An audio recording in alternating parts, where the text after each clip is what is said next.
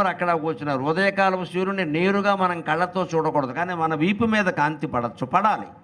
పొద్దున పత్రిక చదివే, దినపత్రిక చదివే అలవాటు ఉన్నవాళ్ళు, పెద్దవాళ్ళు ముఖ్యంగా ఎండలో వేసుకోండి. కాస్త ఎండ తగిలేలా వేసుకోండి.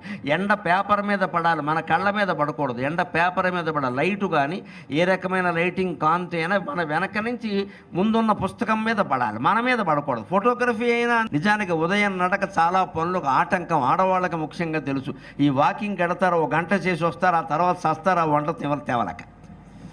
ఇదివరకైతే ఈ గొడవ ఉండేది కదా, తెల్లారకట్టు లేచి ముందు వంట పనులోనే పడేవారు. ఇంత కాఫీ పడేసి ఆయిల్ పడితే కానీ పని నడవదుగా, అందుకని ఓ చుక్క తాగేసేసి శుభ్రంగా.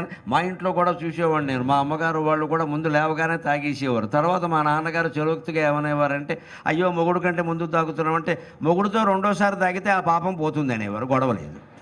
2వ సారి మళ్ళీ తాగేవాళ్ళు. పని చేసేవాళ్ళకి ఏదో పడాలి కదండి. మరి మగాళ్ళు ఏమైనా పని చేస్తారా? బయట కూర్చుంటారు. ఆడవాళ్ళు పని చేస్తారు, పనిలో దిగాలి. వీళ్ళందరికీ క్యారేజీలు సిద్ధం చేయాలంటే కాస్త పడాలి. టిఫిన్ తినడానికి మనసు ఒప్పదు, ఎందుకంటే దేవుడికి నైవేద్యం పెట్టలేదు కదా. అందుకని కాఫీ అయినా 2 సార్లు తాగకపోతే అలాగే తాగాలి.